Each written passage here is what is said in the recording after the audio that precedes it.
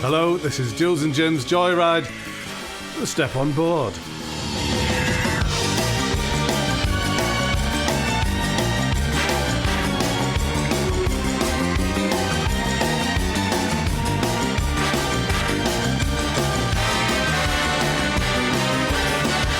He's like a real-life Citizen Kane, a breathing, living, publishing tycoon and ruthless editor. Yet he's as soft and supple as a lady's glove, or an evening wind murmuring amongst willows. And he is James Brown. Oh, very nice to have James Brown. Do you like here. that? Yes. Good morning. Great, man. Yes, it's very nice to have good him. evening, whatever time you're listening, really. Such an accurate description. It is quite accurate, isn't it? One of the first times I met you, James, you were firing people willy-nilly at the NME. Well, we were making it better. No, we were making it better. The people I was bringing in are Stuart McConey, Mary Ann Hobbs, people like that, you know. But when we first met I came to the Albany Empire because a fella called Ted, who was a PR guy in the music industry, said, "You've got to come and see this comedian. He's brilliant." And we came down on a Sunday night, and Julian was there, Jonathan Ross was there. And who was he? Quite a few. I think, you were outside. I was in the queue as and well. those were the days when you had the big show with, obviously, with Bob and with the guy who had coins and things dropping out of his pockets, Kingy. And my band, I had a band then as and well. Dorian, who played the toff. Yeah. And it was a big ensemble show. And then we put you on the front of the NME not long after that. At about the same time, for some reason I was with you, Jools, in Newcastle, and Squeeze were on, and you disappeared completely, vanished from sight, and everyone was waiting for Squeeze to go on. So I said to Glenn, you introduce me as Jools and I'll go on and pretend, knowing full well, as I was walking on, that I'm not going to be able to play a tune at all here. So I was like, here on the piano, Jools Holland. And then I walked out and everyone went, what? Who's he? And then, fortunately, at the final moment, you came running up a corridor to the side, clutching a pile of pizzas. Why would I have pizzas? Was I feeding the band? You got to get pizzas for everybody. It's taken far too long.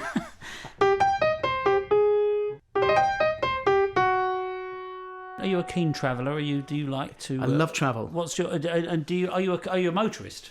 I am a motorist. I don't really know much about cars. I just like driving pretty fast. Too fast? How fast? The fastest I've gone is 150 in a Bentley for the green fields of France on the way to see Leeds United versus Troyes. It was a car that Jack Barclay, I think they were called, had sent me over to see if I fancied buying one. I don't know why when you edit a magazine, people send you stuff all the time to feature in the mag. He'd sent this car over to the office when I edited a magazine called Jack. So 3 or 4 of my mates and I piled into this car. And as we put it on the train at Ashford to get just through the tunnel, I remember the security guys looking at, the guy said, they turned to one of my mates and they said, "Delivering it, boys?" And they said, "No, it's his." And they looked at me with my scruffy hair and old T-shirt and shorts, and the look of contempt was mixed with the look of confusion. So why were you tearing through France at such ridiculous The road was empty. speed? People didn't want to go on the péage. But that's no excuse just because the road was empty. Did you tell that to the magistration or whoever they were? No, we were fine. There was no speeding ban and there was nothing there. The strangest thing, when my mate Johnny said, I bet this is really easy, isn't it? I said, no, it's really hard. We're driving like a 1.5 tons of metal at 150 miles an hour. And years later, I was clearing out a filing cabinet. I found the contract, the PR contract on receipt of that. In massive red letters, it said, "Not to be taken out of the country." Especially not at speed. Of course, the gendarmes can be very strict, and I could be wrong, but I think in Switzerland, if you get done for going too fast, they take a proportion of your wages. So if you're very rich, it could be a great deal of money. But in France, I think 97% of it, 90% of your entire net worth is taken away if you're 2 miles an hour of speed limit, which is why they don't have any problems with speeding. So you know, we'll do that, or we'll take your head. Yes, exactly. Yeah, but of course in Germany on the autobahn at the moment, you can go as fast as humanly possible, except if there's some restriction like there is here, like 50 mile or 50 kilometres bit or whatever, and you don't do that, then it's the same thing. You're taken off and you're never seen again because they're very strict. So it all works rather well there. When I was very young, I used to drive in Los Angeles without a license or anything. I'm not one for structure. I remember. I think I was driving around with you in Los Angeles in a Unlicensed, big old, unlicensed driving around. Yeah, was it unlicensed? No license. We were driving one time, I think, with Tim Green, who was a road manager or a roadie or something for the Cult. He had a big black Plymouth. We went with Derek Ridges to the Seven Vales strip joint. Yeah, Derek liked that sort of thing. And I was thinking, why are you taking me here to this seedy joint? I was the same. It was not my scene. But you know Derek Ridges? Photographer, yes. Yeah. But he was going to the Seven Vales to take photographs, presumably. He was, yeah. But he dragged us along with him. He liked that sort of subculture of sex and voyeurism and scarification. That was a very seedy place, though. But popular with the bands, apparently. Oh, was it? But was there ample parking? Because this is about transport. There was, What's the most famous pop star's car you've ever been in? Probably Bono. Well, he wasn't in the car; it was his van out of the desert. He's got an old van.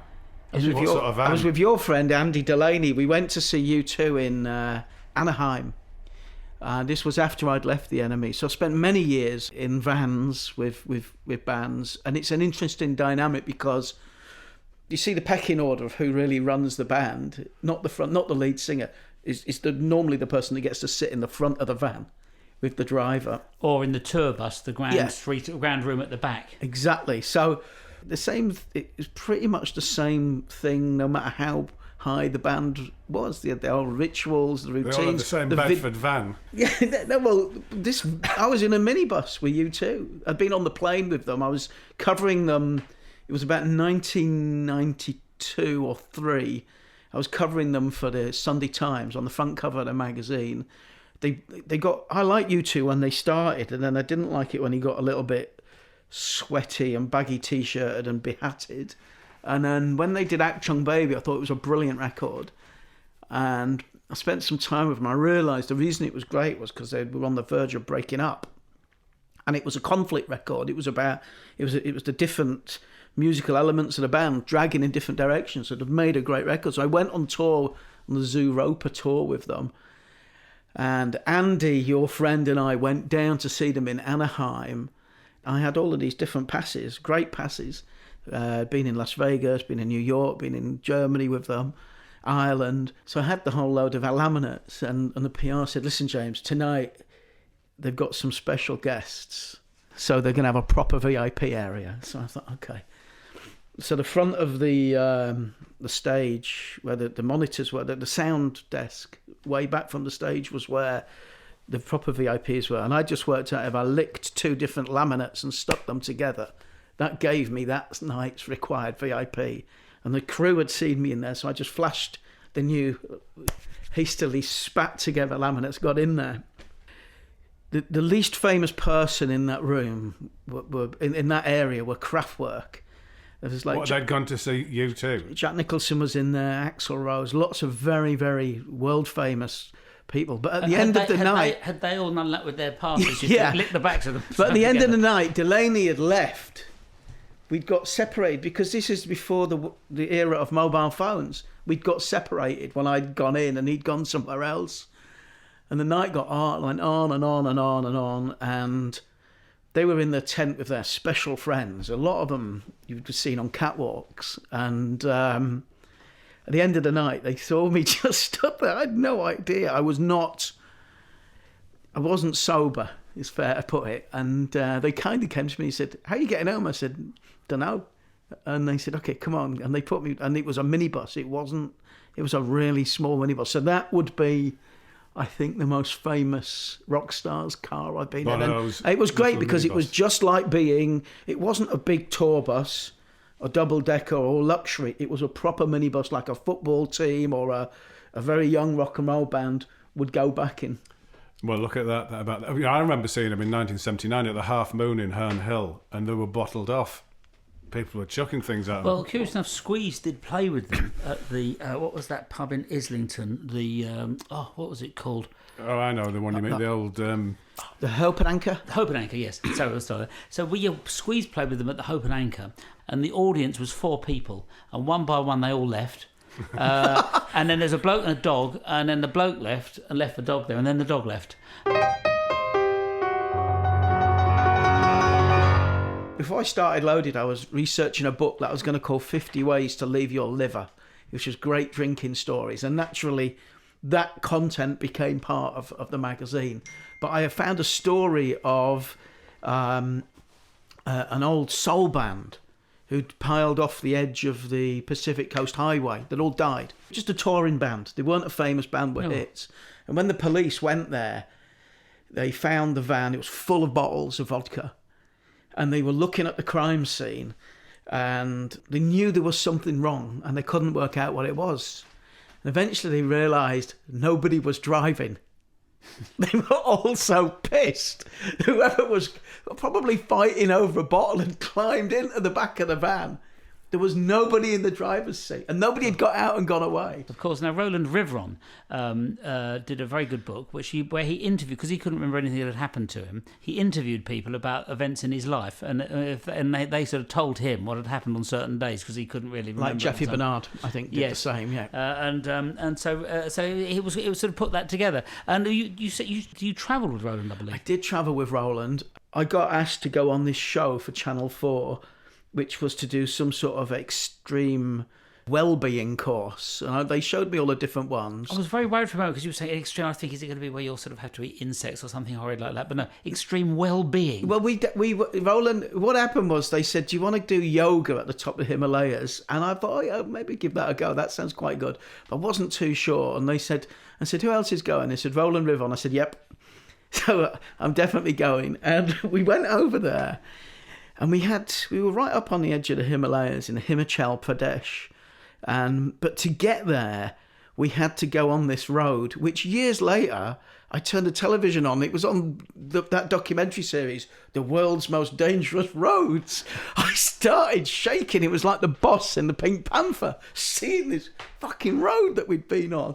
And we were like, Roland and I were on the edge of the minibus. And there was no fence.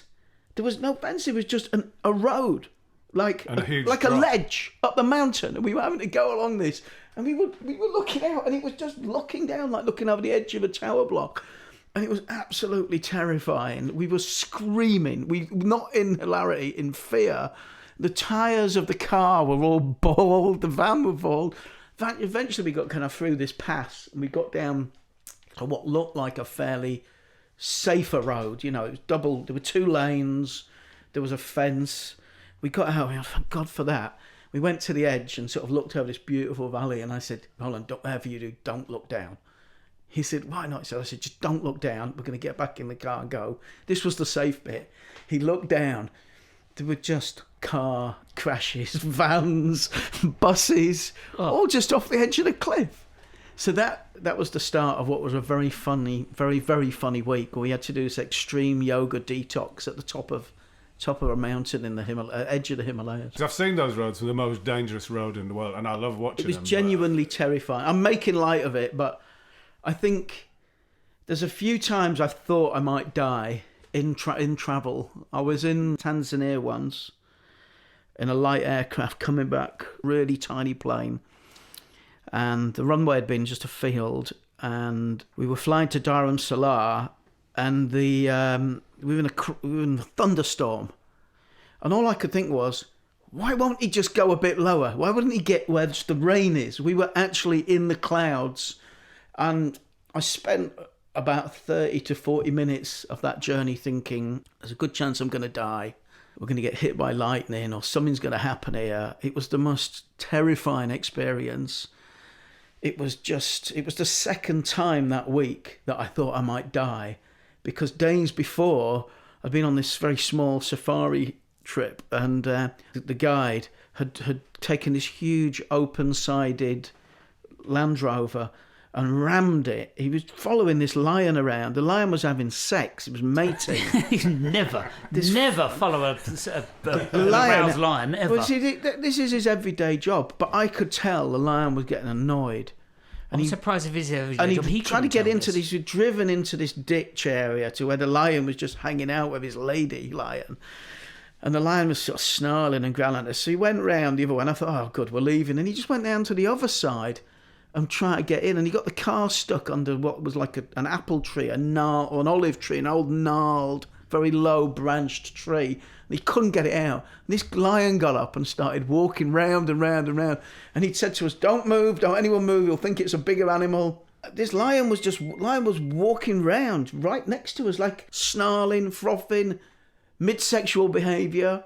I mean, how would you feel if you were having sex in the country and all the tourists arrived? Have you It's happened so many times. Have you had many experience of a lion in a highly erotic and sexually charged state? Do you know what I actually have? I was on a safari. There were several lions having what looked like an orgy. Yeah. In a car. In a car? No, I was in a. I was in an open topped vehicle, actually. You mean the lions were dogging? They were lioning. Yeah, lioning. They were catting. And but anyways, nothing particularly happened. I wasn't that interested. There was a lion orgy, but it wasn't interesting. I mean, if you want to go down this line, yeah, go down the lion orgy. There was a huge group of baboons there, like about 1,000 of them in this group, and he said that they have orgies. They actually get it all on together. 1,000 baboons? Yeah, he said. Having an orgy. I've never heard anything like this in my life. But he said, when they have an orgasm, it sounds very human. So then I said... X-rated Attenborough. Now I'm interested. Can we hang around a bit longer? Get your tape recorder out. And now a message from our sponsors. Is my BMX safe outside? The last time I came, I inadvertently changed it to a Sea King helicopter which flew away to Dennis Waterman's secret castle on an island in the North Sea. You shall go to Specsavers. There's a very good book called something along the lines of the Pan Book of Terrible Travel Experiences. It's a great book. It's travel writing. It's available at every airport. No, but it's travel. It's a compendium of travel writing of when things were difficult. So Graham Greene is in it as a reporter being dragged across a Mexican desert in the early 20th century, suffering from intense dehydration, thinking he's going to die. He wrote about that. And there's another guy called Peregrine, somebody who was walking round with the Mujahideen round Afghanistan when they were fighting the Russians. It's a fantastic travel book. I read it up on a different trip to the Himalayas, and it was a tatty old book. I went away and bought it, and I read the rest of the book. That I forget Peregrine Hodson, I think his name. It was called Under a Sickle Moon, and his story of I assume that he was a spy to have got the access he was, but his story of walking round. Why would you go on a guided tour of the Afghan mountains with the Mujahideen whilst you're in the middle of a battle with the Russians? Mind you, it's quite a good time because there's no tourists. See, so you get all the it was fantastic, darling. There were no tourists at all. But you were talking about holiday coincidences or travel coincidences, because you can often be in remote places in the middle of nowhere, and somebody turns up who you sort of your next door neighbour sort of walks in or something like that. Well, we were chatting about coincidences outside, and on that tour that I was on with U2, Bono likes a drink, and I used to like a drink. I would be in my late 20s this one. It's a terrible drink, like vodka and orange. In America, they call it a screwdriver, but it used to be a popular drink. And it would just devastate you, because the orange was sweet, and the vodka in America, they give you 2 or 3 shots as a normal drink. And we'd been in a nightclub after U2 had played in Vegas. And Bono and I were just sitting up on the balcony drinking. We had 24 of these drinks, which were triples. They were triple vodkas. I went back to the hotel. I puked my guts up. I actually had alcoholic gastritis when I came back. And so I was in possibly the worst state I'd ever been in. And so I landed in Los Angeles. I called my mate who I thought I'd stay with, and he wasn't in. And again, it was before mobile, so I thought, oh, fuck, what am I going to do? I feel so terrible. I'm going to have to go and book a hotel. I'll go to the one John Belushi died in. That looks pretty good. It's It's the Chateau Marmont. The Marmont. Because normally when I was on the NME, they'd put you in the Led Zeppelin place, the Riot House, or maybe the Mondrian. And I used to love going to LA in my later years as an NME writer. I thought I'll go to the Chateau Marmont, which is a big, beautiful old castle. And I thought, having decided to spend the Sunday Times' money on a big hotel, I thought I didn't actually have much cash on me, so I thought I'll get the shuttle bus. These tiny minibuses that go round and round the airport picking up guests to go to specific hotels and areas. I was chatting to this old couple who'd been in Italy on a holiday, just for some comfort, really, some interaction. And this woman got on, and she was half Italian, American-Italian. And she just joined in the conversation, and she said she was staying at the chateau. So we got out, and I said, look, I really didn't fancy being in the room on my own there. And they didn't have a restaurant or a bar there at that point. I said, do you want to go for dinner? And I didn't fancy anything. I just genuinely didn't want to be in a hotel on my own. I felt so bad. She said, sure. She said, I live in Little Italy in New York. I said, oh, I used to stay there quite a lot. She said, where? And I said, oh, I lived just on the corner of sort of Mulberry and whatever the other street was. She said, well, I actually live just on that corner. She said, I live opposite Ferrer's, I think it was called, which is a famous old bakery. Oh, that's strange. That's where I used to stay right opposite there. So you've got to realise, this is, at this point, I'm with a woman I've never met before. I've got no connection professionally with. I would never have normally been in a shuttle bus, or I wouldn't have been chatting to strangers. And I said, that's exactly where I stayed, right opposite the lights of that shop. And she said, you stayed in my flat. You know how Americans are prone to want things to be true, like when they tell you their heritage and things, they're very definite about it. And I was thinking, well, I don't know. She said, I'm sure you stayed in my flat because, she was convinced. She said, because I bought it from somebody in the music industry. And I said, well, who did you get it from? She said, oh, a guy that worked at this record label. And I thought, well, the guy I stayed with was a guy called Paul Smith. And then I realised that Paul's label was part of Daniel Miller's label, Mute, which in fact had a deal with the company she'd said in America. So she'd viewed the flat. You weren't in your pants with scooter parts around you. She owned this flat. And so I said, well, I was still a bit sceptical. It was the enthusiasm for the coincidence that put me off. And I said, well, why don't we ask each other something about the flat that's unique to it? And she said to me, what is on the walls going all the way up? And I said, oh, old Mexican religious art. She said, yes. Oh. And I said, what's at the top of the very top of the stairs? She says, a massive black cage. And I went, yeah. It was bizarre. That's really strange. I like this testing. It's like, it's like when you come back in somebody else's body, and we've all done that, and they don't believe it's you, and you say you have to tell them something personal. There was no doubt. That's really... But also, the ideal thing would have been we'd fallen in love and be together. But, we had dinner. We went back to our separate rooms. And then we went off. Her again? Never saw her again. Don't know her name. Didn't have a business card. Was she a ghost? No, she was a real person. But it made me wonder how often that happens and you don't know.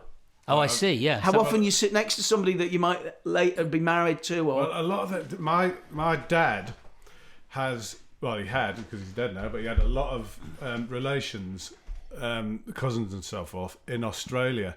And he was in the Lake District. He was driving back and stopped at a petrol station, as well as these two Australians who said to him, we're looking for a place called Darlington. He said, well, that's where I live. It's a big city, a funny place. And they were looking for me dad. No. At a petrol station in the middle of the Lake District. They just nowhere near talking. Darlington. No. No, nowhere near. And it worked out that it was my dad's cousin who was looking for him. He'd never met before. So they all went back to my mum and dad's house for a cup of tea. And you're talking about this, reminded me, the Hotel Marmont. I was in there once. And I stood at the bar, and there was this fella next to me. And he's going, hey, baby! And I was going, who is he? Who was this bloke? Hey, baby! Give me a rum and coke! Hey! And I was thinking, calm down. I turned around and it was Little Richard. Oh, how lovely. So he lived in the hotel next door, which was the Hyatt. And then he the cocked Riot his House. leg up on the bar as well. But he could do that because he was so fit. Yeah, he was very supple. Yes. So you mentioned Derek Ridges earlier. Yeah. And Derek and I would spend a lot of time in Los Angeles and California, San Francisco, profiling bands. And he told me a story about seeing Little Richard in the hotel which he lived in, which was the Hyatt House, the Riot House, the Hyatt on Sunset. And he said that he was at the bar and he was just chatting. This guy was just chatting to him, really friendly, nice guy, and they were just chatting along. And Little Richard came in, and Derek went, "Wow, look, it's Little Richard." And the guy said to him, "I know him. Do you want to meet him?" So he called him over. He said, "Richard, come and meet. This is what's your name?" He goes, "It's Derek." He goes, "Oh, hi, how are you?" It was only a while later that Derek realised he saw a photograph of Bobby Womack in a magazine, Q or something, NME. And the guy who he'd been having the casual chat with in the bar was Bobby Womack. And they'd never, he didn't say, "I'm Bobby Womack," as Little Richard would have done. So Bobby Womack introduced him to Little Richard. Yeah, but he hadn't really, I said, "Didn't you realise it was Bobby Womack?" And he said there was nothing about him that said, "I'm different to you, I'm better," or any of that stuff. There was nothing. He was just everyday, totally down to earth, just a traveller. And I like it when you meet people at hotels. On that trip that he is describing, I was up at the Sunset Marquee watching L7, which wasn't a band I liked, and I came back to the hotel, I think, to get more grass. Went back to that hotel, and there was a couple there. It was late at night. I was with a woman called Inga Laurie, who was she was in some sort of trashy punk style band, and there was this couple that had clearly met at a convention. They were both in work suits and had those tags, and they were desperately trying to check in to have sex. I was looking at them. I was really stoned. I was just getting the key to the room. I was looking. I was thinking, that looks really frustrating.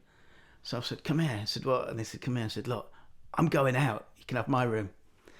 And they went, "What?" I said, "I'm just going to go out and go out. I'm probably out all night." They went, "Really?" I said, "Yes, I gave these strangers my key. I got what I needed to get out of the room. I gave my key and I went back." With all your stuff in the room. And it was like, by the time it finished, the show had finished at about 1 o'clock in the morning, and we'd been to a few bars and stuff. I had to go. That was it. There was it. And I knew there was another enemy. This was just after I'd left the enemy. I knew there was another enemy writer in the building, Yestin. So I managed to find out what room he was in and wake him up. I just thought I was doing the people a good turn. He said I was insane, that people could take my passport. I went in the next morning.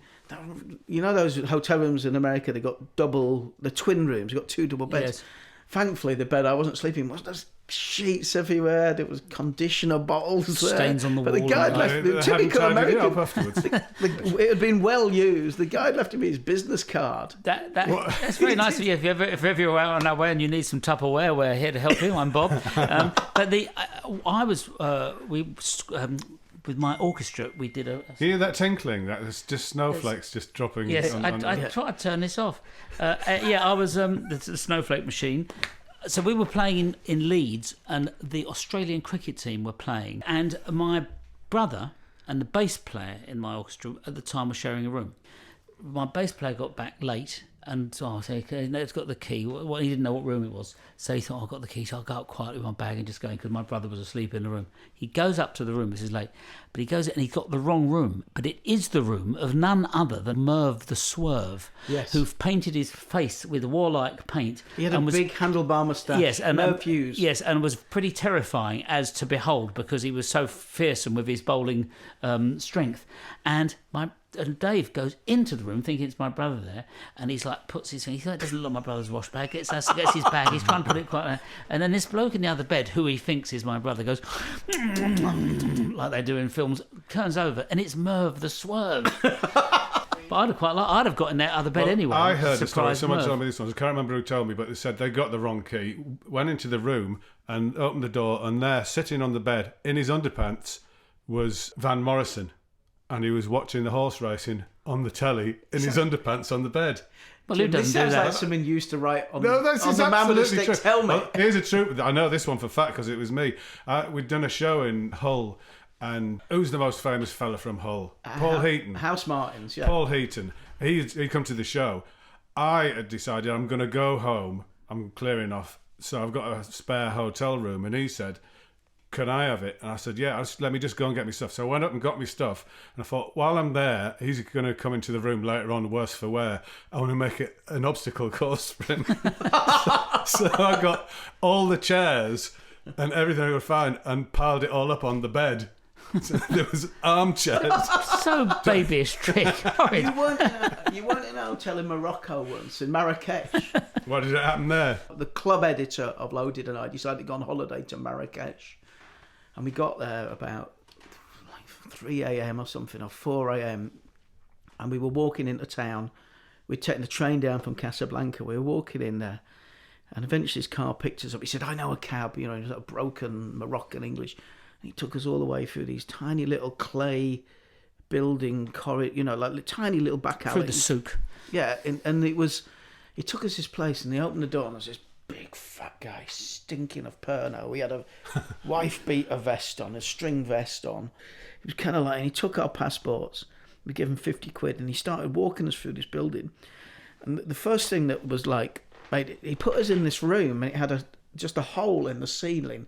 It was like a prison. It was like, those prisons they show you in old, Beau Geste sort of like style films. And we said, we're not sleeping in here. There were just these horrible old foam mattresses on the floor. There's no bed in. It was boiling hot. He went, oh, and he took us through this next bit. And we walked through this shower room, which had pots of paint all over the floor. It was just obvious. There was like nobody in this hotel. But because it was the middle of the night, we didn't know. It was half built. And he took us into another room. And it looked quite new. It had a kind of fairly new door. And he opened the door. And there was no furniture in there. But as we walked into the L-shaped room, the hotel shape, you go in, the bathroom's immediately there, and then the room opens up. Every single stick of furniture, and they were sticks, had been chopped up with an axe and were lined up in a huge, it looked like an avalanche of furniture. It was all smashed up, like they'd built a barricade into the corner. Like they were going to burn the... We just looked at each other and we went, no. We walked out, we got our passports, got the 50 quid. Finally found this other place. The woman said, yeah, you can have a room. We had to stay on the roof for a few hours until the next guest checked out. And then suddenly there was the most... we were so tired. We'd been travelling for hours. There's the most god-awful sound. It was the worst sound I've ever heard in my life. I mean, Christ, what's that? And they, a bit like me in the Himalayas with Roland, the guy said, oh, don't look down there. And we looked down and somebody was chopping a donkey up with an axe. It was like... Even worse than the furniture. And are all these stories in your autobiography? Yeah. Yeah, good. Well, we'll be finishing soon. That'll be out next year, I hope. Good. Well, I'll be buying that. And I think that's probably enough for you. Thank you, James Brown.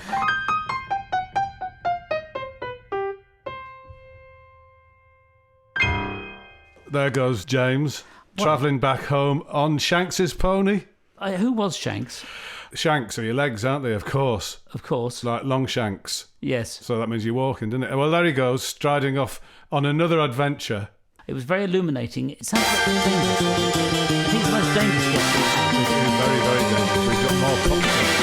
I don't know. Blank.